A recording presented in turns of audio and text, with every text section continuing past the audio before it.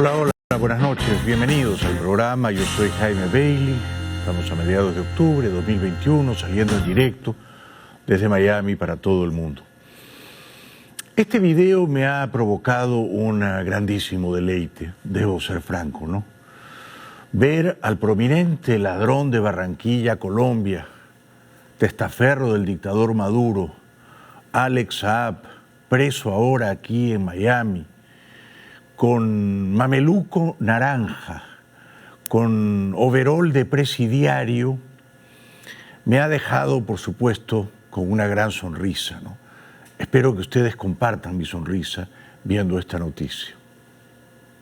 Hoy sobre la 1:45 de la tarde de Miami, Estados Unidos, 12:45 de Colombia, comenzó la audiencia en contra del empresario colombo-venezolano Alex Saab, quien es acusado de 7 cargos por lavado de dinero y un cargo de conspiración por ese mismo delito.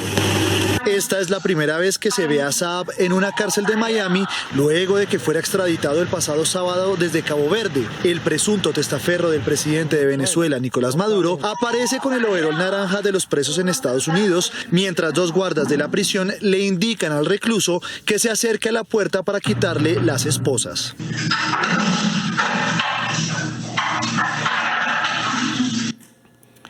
Este sujeto, este individuo, llegó a amasar una fortuna de $400 millones, robándoles a los venezolanos el poquísimo alimento, la poquísima comida que ellos podían alcanzar. Por lo tanto, verlo en la cárcel no solo es un acto de absoluta justicia, pero es también una llamada de alarma muy poderosa a Maduro. Maduro por ahora se cree invencible. Está equivocado. Señor Maduro, usted algún día va a estar también como su protegido Saab, preso, probablemente aquí en la Florida, y vistiendo un mameluco, un overol, quizá un poco más voluminoso, claro. Pero esta es la suerte que le espera a usted también, Maduro. La jueza le pide a Saab que se identifique. Luego, Saab toma el teléfono y una funcionaria le pregunta su nombre. Sí, buenas tardes, señor. ¿Su nombre? En la audiencia se ve a Saab con el teléfono mientras que el juez John O'Sullivan le lee los cargos por los que es acusado. La audiencia no duró más de 1 hora debido a que el juez le negó la libertad bajo fianza y programó una nueva sesión para el próximo 1 de noviembre. Hoy también el Departamento de Justicia de Estados Unidos publicó este comunicado de prensa en el que hace un recuento del presunto lavado de dinero que habría realizado desde 2011 Alex Saab con su socio Álvaro Pulido Vargas desde cuentas bancarias en Venezuela hacia Estados Unidos y otras cuentas en el exterior. Pero nada de presunto lavado de dinero. Es probado, confirmado, súper comprobado el lavado de dinero que a lo largo de 10 años hizo Saab a favor de él y a favor de Maduro y de la familia de Maduro. Lo que él robaba con la complicidad de Maduro lo compartía con Maduro y con su familia. Por eso era el testaferro de Maduro. Y sus robos, sus saqueos, luego él los dividía entre los hijos de Maduro en distintas cuentas en paraísos fiscales. Las pruebas contra él son concluyentes, son irrefutables. Por algo la justicia y la policía de Estados Unidos lo perseguía a escala global, ¿no? Es un chiste de muy mal gusto que haya gente que salga aquí en la televisión de la Florida diciendo que no hay pruebas contra Saab. Si Saab fuera inocente, ¿ustedes creen que lo hubieran detenido? Saab y Pulido conspiraron con otros para lavar las ganancias de un esquema de soborno ilegal de cuentas bancarias ubicadas en Venezuela hacia y a través de cuentas bancarias ubicadas en los Estados Unidos. Además, se conocieron otros 2 documentos en los que Cabo Verde autoriza la extradición de Alex Saab hacia Estados Unidos. El primero es la notificación del Tribunal Constitucional que autoriza el traslado de Saab hacia el país norteamericano. El segundo es una carta que le envió la ministra de Justicia de Cabo Verde, Joana Joana Gómez Rosa al embajador de Estados Unidos, en la que le solicita información de cómo será el viaje del detenido. Se solicita al señor embajador de Estados Unidos que con la mayor urgencia nos indique el medio de transporte, la fecha y hora de recibimiento del extraditado. En la audiencia, que será el próximo 1 de noviembre, se conocerá si el empresario colombo-venezolano Alex Saab se declara culpable o inocente de los cargos que le imputa Estados Unidos. Con el pelo así de largo y desastrado, desgreñado, el señor Saab parece haber salido de una cantina. Y si lo vemos en una calle en la penumbra, parecería, no sé, un travesti recién escapado de prisión, ¿no? A primera vista o de lejos, será que yo soy miope, no queda del todo claro que es varón, ¿no? Ahora él ha dicho que él va a ser leal, fiel a Maduro. Interpreten ustedes mi risa. Esa fidelidad a Maduro le va a durar bien poquito, ¿no? Al final es un hombre de negocios, Saab, y es un pillo, ladrón, inescrupuloso. Al final va a hacer lo que más le conviene a él, no a Maduro. Y como hay pánfilos y mamertos que van por las televisiones diciendo que no hay pruebas contra Saab, el fiscal federal del Distrito Sur de la Florida, don Juan Antonio González, tuvo la gentileza de responder a la pregunta de cuáles son, entre muchas otras, las principales pruebas contra el ladrón barranquillero Alex Saab. El fiscal responde que el primer robo que perpetró Saab fue hace 10 años, en 2011. Le dieron millones de dólares para construir casas para los pobres en Venezuela y no construyó nada, por supuesto. Según la acusación formal, Saab y su coacusado Álvaro Pulido Vargas obtuvieron un contrato con el gobierno venezolano en noviembre del 2011 para construir viviendas para personas de bajos ingresos. La acusación formal alega que Saab y Pulido explotaron el tipo de cambio controlado por el gobierno venezolano al presentar documentos de importación fraudulentos para bienes y materiales que nunca fueron importados a Venezuela y sobornar a funcionarios del gobierno venezolano para que aprobaran estos documentos. También afirma este fiscal, el fiscal González, de aquí, del Distrito Sur de la Florida, que Saab y su apandillado Pulido lavaban millones, decenas de millones de dólares de robos de la dictadura mediante cuentas en Estados Unidos, aquí en Miami, desde las cuales luego derivaban ese dinero mal habido a cuentas más opacas, a menudo en paraísos fiscales. La acusación formal también alega que Saab y su cómplice lavaron dinero transfiriéndolo desde cuentas bancarias en Venezuela a través de cuentas bancarias en los Estados Unidos, incluyendo Miami, y luego a cuentas en el extranjero que poseían o controlaban.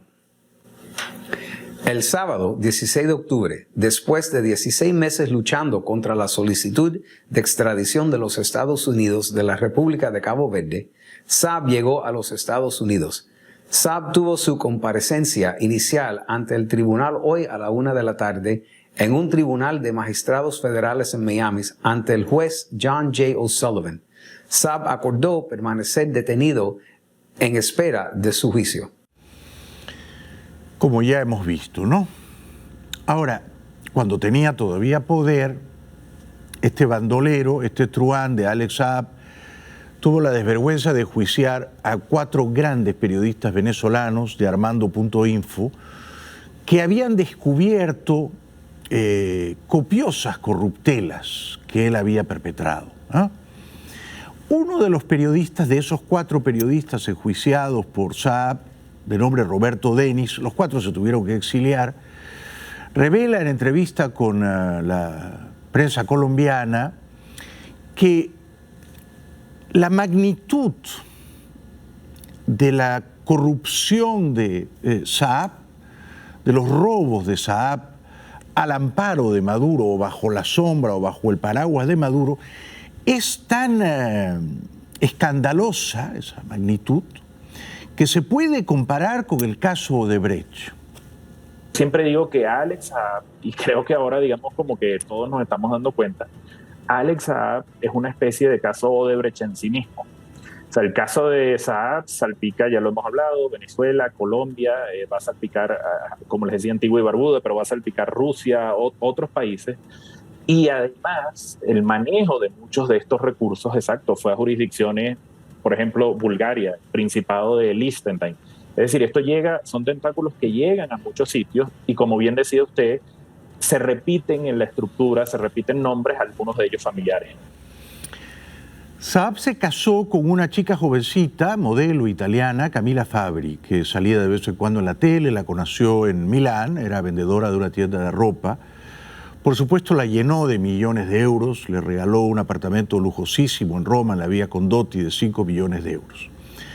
Esta mujer, joven todavía, muy guapa, Fabri, acaba de pasar por La Habana. Allí, por supuesto, los espías cubanos le han dado el guión que ella debe recitar en tono luctuoso, derramando lagrimones. Y en efecto, ella cumple con su papel.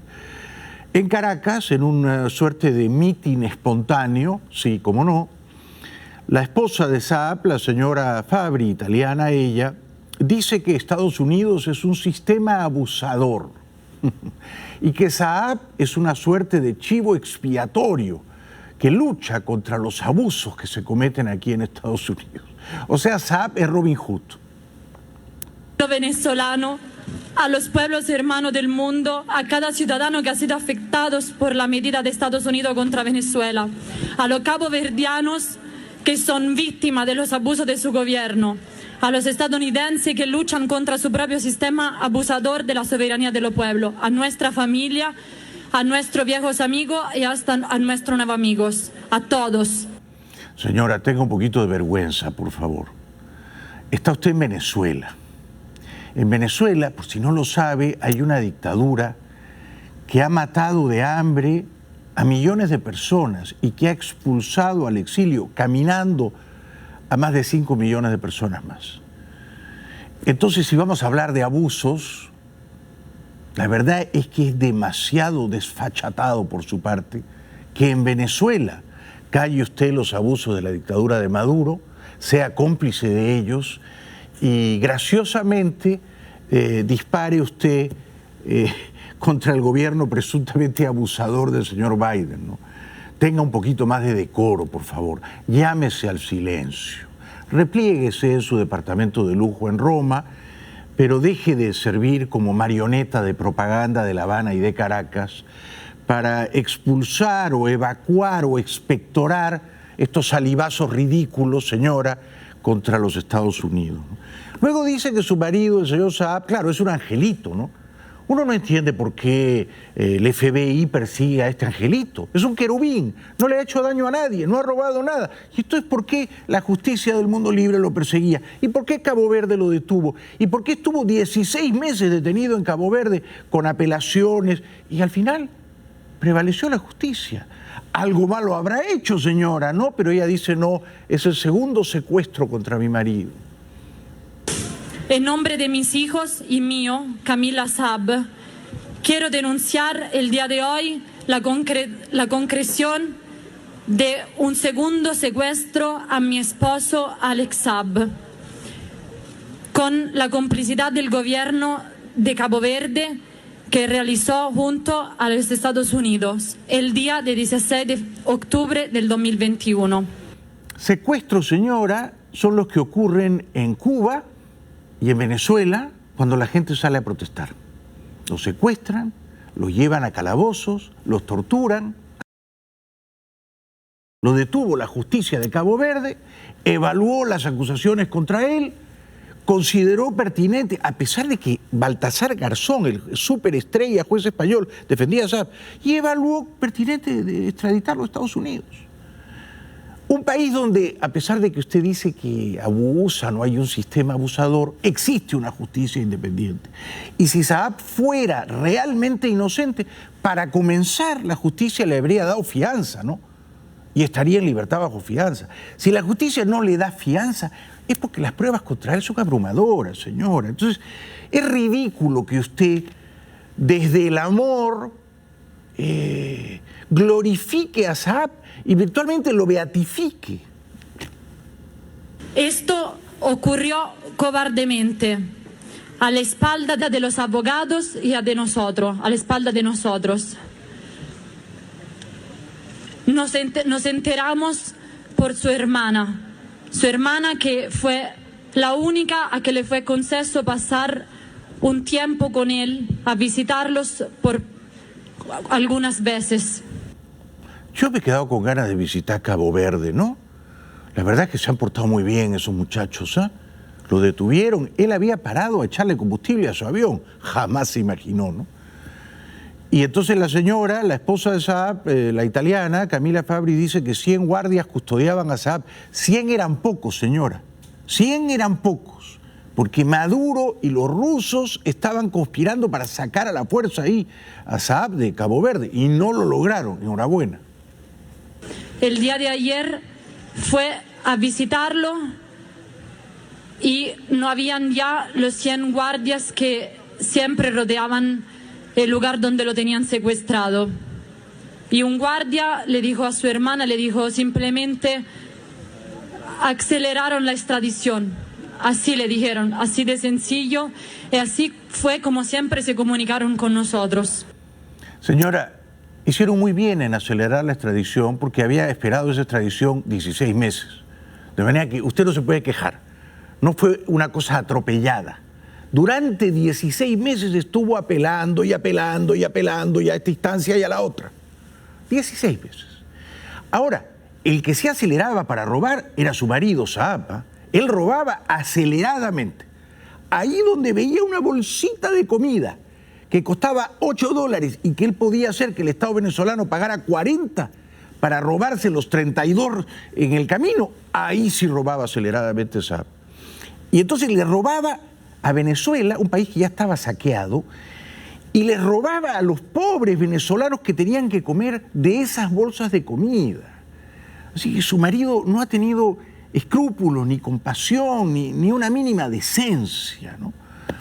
Luego revela la señora, la esposa de Alex Saab, que pasó por Cuba, de camino a Caracas. ¿Por qué pasó por Cuba? ¿Qué tenía que hacer usted en Cuba? Cuéntenos. Hace unos días yo fui con mis hijas a Cuba. No dice a qué fue, yo me pregunto a qué habrá ido, ¿no? Yo sospecho que fue, por supuesto, a que le digan el guión, ¿no? A que le den el libreto. Esto es lo que usted tiene que decir, ¿no? Y entonces ella lee el guión y lo hace bastante bien. Después de todo salía en la televisión italiana, ¿no? Nosotros somos y siempre hemos sido una familia muy, muy unida. Y como él está secuestrado, nosotros también lo estamos como familia. Pero como él seguiremos en la valentía, en la tranquilidad y en las luchas por los pueblos dignos del mundo, por Venezuela y por el gobierno legítimo de Nicolás Maduro. Es una pena, ¿no? Pero por otro lado uno se pregunta, ¿llora así por Saab o llora así porque le van a quitar la fortuna que Saab le ha regalado? Esto es lo que está por verse, ¿no? De repente llora porque sabe que esta vida opulenta, regia, que se permitía la señora Camila Fabri, exmodelo italiana, se le va a terminar. Porque estaba basada en dinero robado, señora. No lo robó usted, lo robó su marido, pero los gasta usted. De manera que hay ahí también, por su parte, una complicidad pasiva, cuando menos, ¿no? Entonces, usted ahora se escandaliza de que le van a quitar todo al señor Saab, pero ¿cómo no se lo van a quitar si la fortuna de Saab está hecha de saquear a los venezolanos más pobres, a los que le arrojaban bolsas de comida que Saab había hecho que Maduro pagara a 4 o 5 veces más de sobreprecio? Eso no tiene nombre, señora. Le quitaron todo, todo le quitaron. Y lo que más le molesta a Estados Unidos, lo que más le molesta es que mi esposo Alex Saab jamás se doblegará, jamás. Bueno, jamás. Vamos a ver cuánto dura jamás, ¿no? Vamos a ver. Yo creo que Saab va a cantar, porque es un hombre de negocio, ¿no? Costo-beneficio, ¿no? ¿Qué gano callando? ¿Qué gano hablando? Si hablo, me van a dar una condena menos severa, quizá en unos años pueda recuperar mi libertad, ¿no? Tendré algunos beneficios penitenciarios. Yo creo que va a cantar, quizá no ahora mismo, pero en un ratito. Para terminar, la señora esposa de Saab dice toda esta proclama, por supuesto, lacrimógena, ¿no? Y dice que Saab no va a colaborar con la justicia de Estados Unidos y que él no ha cometido ningún delito, que es una víctima inocente. Es decir, que de vez en cuando la policía y la justicia de Estados Unidos se reúnen y dicen, ¿a qué empresario honorable del mundo queremos fastidiar de la vida? ¿Por qué no lo hacemos con este Saab? Mira, ¿así cree usted que funciona la justicia de Estados Unidos y la justicia global, señora? Sea seria, llámese a silencio. Deseo dejar claro que no tengo nada que colaborar con Estados Unidos, que no he cometido ningún delito ni en Estados Unidos ni en ningún país, que no pienso mentir para favorecer a Estados Unidos en contra del que atraviesa un bloqueo inhumano por parte de Estados Unidos, que desea apoderarse de la riqueza del país. Rodeemos con un escudo humano a nuestro presidente y nuestro gobierno y no nos permitamos ser derrotados. Nunca volverán. ¿Pueden ustedes creer que ella pasa por La Habana y le escriben estas cosas? Rodeemos con un escudo humano a nuestro presidente, se refiere al dictador Maduro. Señora, y sus dos hijas ahí al lado, ustedes no están para ser escudo humano de Maduro. Tenga un poco de dignidad. Comprenda que su marido ha caído porque es culpable. Vuelva usted a Italia, no sé, a Milano o a Roma, y gánese la vida honradamente. Y si le quitan una parte o todo de lo que Saab le dio, comprenda que ese dinero es turbio y maloliente. No sea más cómplice de Saab. Tenga usted la independencia, la independencia de criterio, la lucidez, el coraje, el valor de decir hasta aquí hemos llegado. Escudo humano usted y sus hijas del dictador Maduro. Escudo humano, por favor. Tenga decencia y no lea esas barbaridades. Vamos a la publicidad y a la vuelta una entrevista extraordinaria. Esta es una primicia que da Trump a Bill O'Reilly, ex estrella de la cadena Fox. Trump está de regreso, Trump va a ser candidato presidencial. Ya venimos.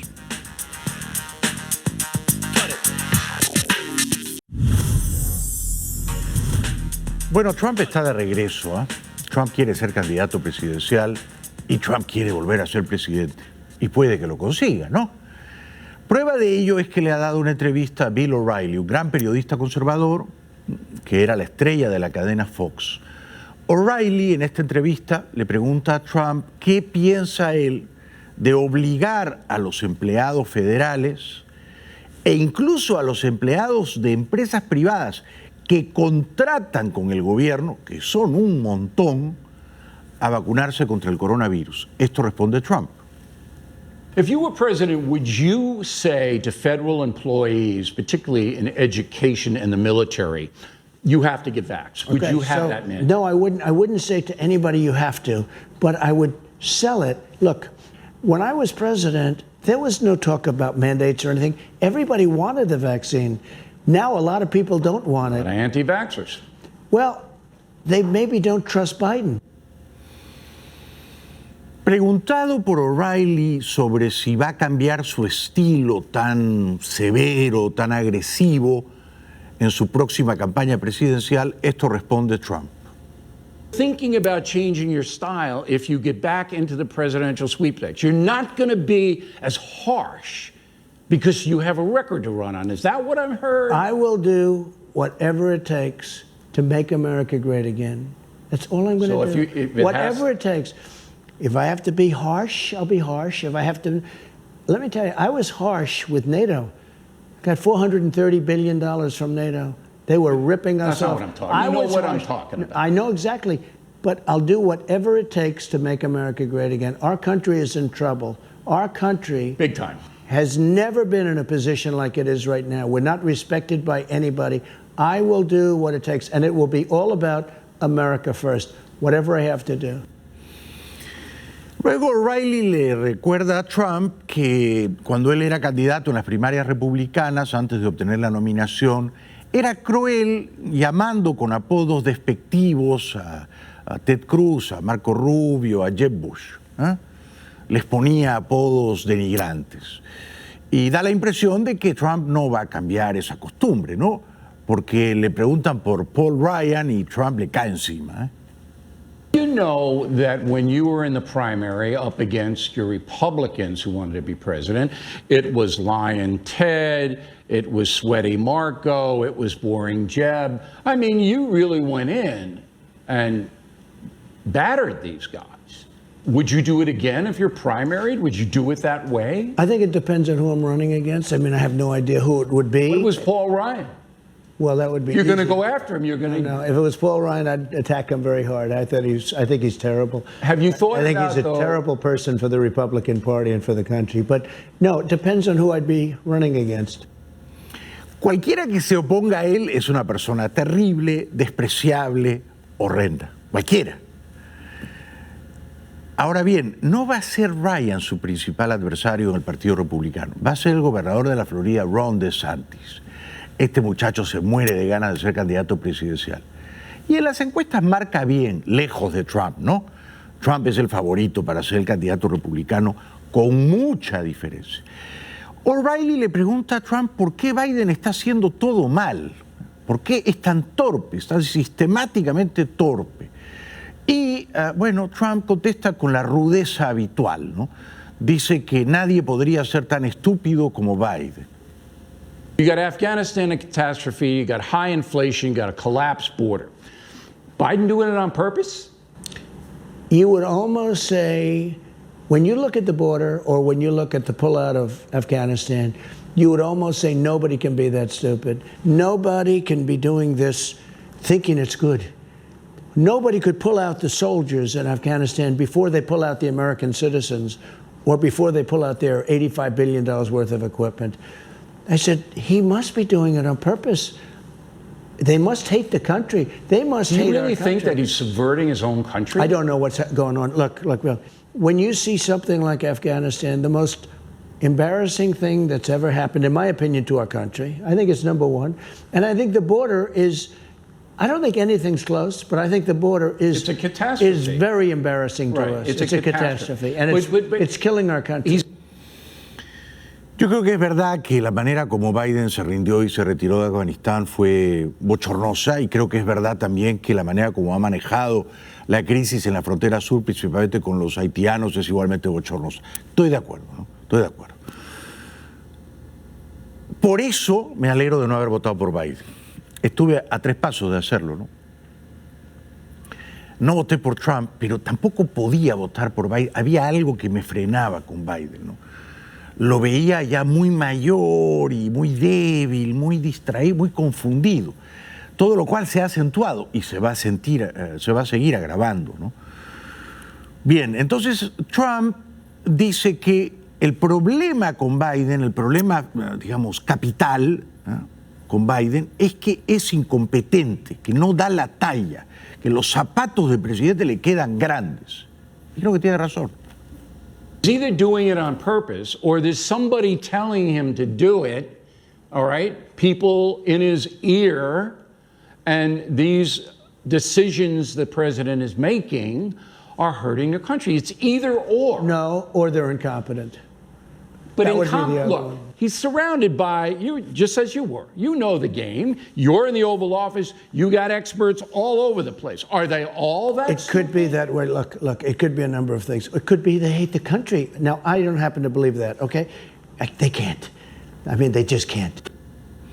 Trump ha cumplido ya 75 años, ¿no? Es 3 años menor que Biden, pero está en espléndida forma, ¿no? Está despierto, está lúcido, sigue teniendo el poder retórico de la palabra. O sea que si él asegura la nominación republicana, Biden lleva todas las de perder, y de hecho creo que Biden ni siquiera va a correr contra Trump. Trump además tiene la capacidad de movilizar, de contagiar de fervor a su tropa de fanáticos. Biden no. Su vicepresidenta Kamala Harris tampoco. Entonces Trump es un líder político, pero es también, de alguna manera, el jefe de un culto mesiánico religioso. Prueba de ello. Va un reportero con gran sentido del humor al último meeting que hizo Trump en Des Moines, Iowa. Y allí vemos a los fanáticos de Trump, que no se rinden y que dicen, Trump ganó las elecciones del año pasado. Le hicieron fraude. O sea, no puedo yo odiar a esos viejitos. La verdad es que son entrañables, ¿no? Son entrañables. Pero estos son los fanáticos de Trump y son millones. Y así como me ven riendo, puede que en 3 años ellos devuelvan a la Casa Blanca al señor Trump. Ya regresamos.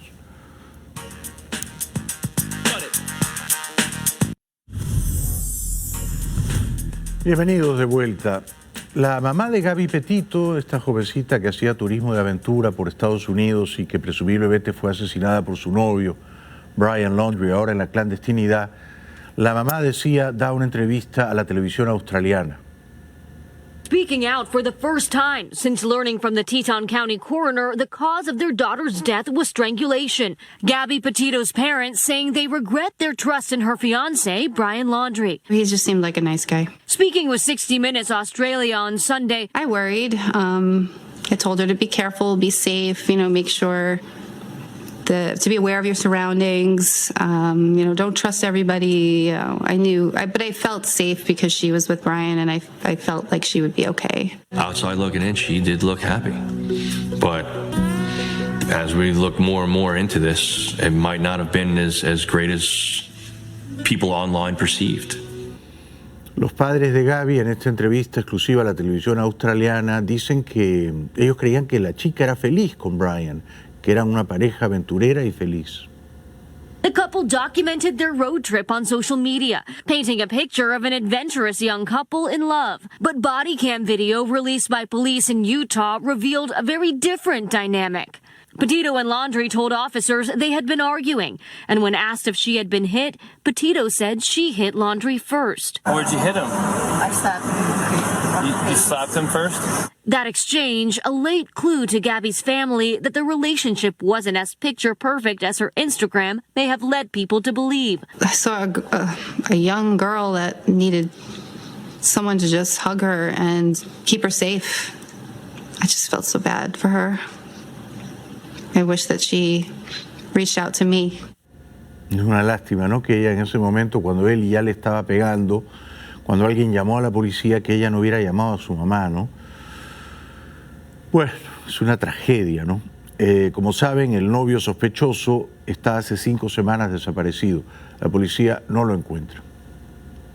Laundrie returned home to Florida without Petito on September 1st, and then disappeared a few weeks later and hasn't been seen since. The manhunt to find him now entering its 5th week. Petito's family once again alleging the Laundries are hiding information. I think silence speaks volumes.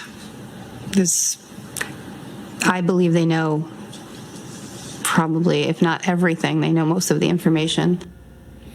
Es decir, que la mamá de Gabby cree que los papás de Brian Laundrie están encubriendo a su hijo, el sospechoso de haber matado a la chica. Steve Bertolino, an attorney for the Laundrie family, called Petito's death a tragedy last week, but reiterated that Brian is not a suspect in Petito's disappearance or death. Bertolino previously stated last month that Brian's parents do not know where he is. Laundrie is the only person of interest in the case. A federal warrant for his arrest alleges he committed debit card fraud between August 30th and September 1st, around the time Petito was last seen alive. Una pausa y regresamos enseguida.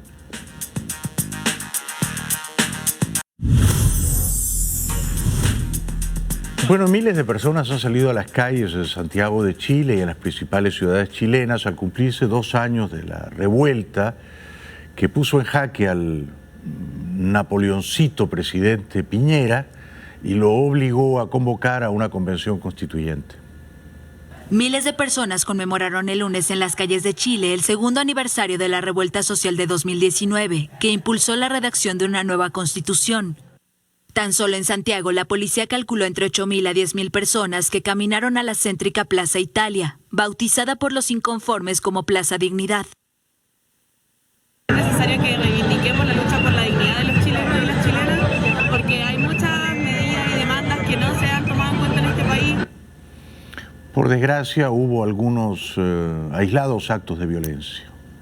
Hubo saqueos e incidentes con encapuchados violentos que quemaron barricadas, lo que provocó en varios casos la respuesta de fuerzas especiales de la policía con camiones lanzaagua. El gobierno condenó la violencia provocada por lo que dijo era un grupo de delincuentes. Todavía en la noche había fogatas en las calles y en las escalinatas del Cerro Santa Lucía, uno de los paseos del centro de Santiago. Además, una comisaría al sur de la capital fue atacada a pedradas. La inmensa mayoría de los chilenos está harta de los pésimos modales éticos del señor Piñera. El segundo aniversario del estallido social coincidió con el inicio de la redacción de la nueva Constitución, con la que en noviembre de 2019 el gobierno del presidente Sebastián Piñera canalizó por la vía institucional la rabia en las calles. Porque cambiar la Constitución y terminar con el legado del dictador Pinochet no es suficiente para cambiar las cosas en Chile. Hoy día estamos frente a un presidente que es corrupto, que está metido en un sinfín de conflictos de intereses, que él es un empresario básicamente, no le interesan los derechos de las personas ni los de la gente. Protestar es formidable, una señal de libertad, de bravura, de amor al país. Hacerlo violentamente, quemando cosas, saqueando comercios, esto afea, rebaja mucho la protesta, la canalla. La violencia empañó este lunes la conmemoración en Chile del segundo aniversario de la histórica crisis social de 2019. Pese al masivo despliegue de fuerzas del orden, se registraron saqueos, enfrentamientos con la policía e incendios de mobiliario urbano y propiedad privada. La noche acabó con decenas de detenidos en todo el país. Fue la nota triste de un día en el que miles de chilenos se congregaron en Santiago para celebrar en un ambiente en general festivo y pacífico el segundo aniversario del comienzo de la ola de protestas. Esas protestas hicieron estremecerse a Chile. En el camino hubo una treintena de muertos, miles de heridos y graves acusaciones de violencia contra las fuerzas del orden. Pero también desencadenaron el actual proceso constituyente y abrieron un nuevo capítulo en la historia del país. Por eso, a pesar de los muertos y de los heridos, mucha gente cree hoy que esas protestas valieron la pena. Los manifestantes hoy creen que, pese a todo, mereció la pena. Si esto no hubiera ocurrido, no habría los cambios que estamos viviendo en este minuto. Así que por eso estoy acá. Es una conmemoración y ojalá que esto siga para adelante, como que la Convención Constitucional logre los objetivos que tenemos, que son una nueva Constitución. Un país más lindo. Me da gusto que esté la gente aquí presente y que siga, porque Chile ya cambió. Ya no nos van a tener más encerrados en las casas. Cuando a cada chileno ahora le duela algo, lo va a decir y lo va a expresar. Me parece muy bien. Y un gran saludo a mis espectadores chilenos en el canal Vía X y a mis amigos Luis y Cristina Venegas. Ya regresamos.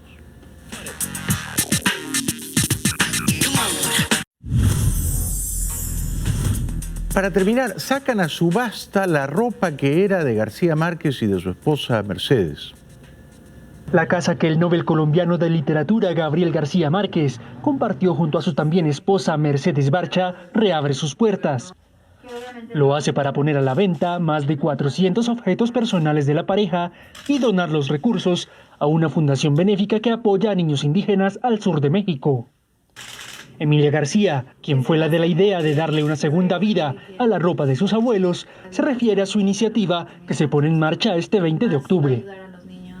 Es una gran idea. Yo me compraría una corbatica de Gabo, a pesar de su amistad con Fidel Castro. Esto fue todo por hoy. Gracias por acompañarnos. Seguiremos conspirando mañana. Gracias de corazón. Muy buenas noches.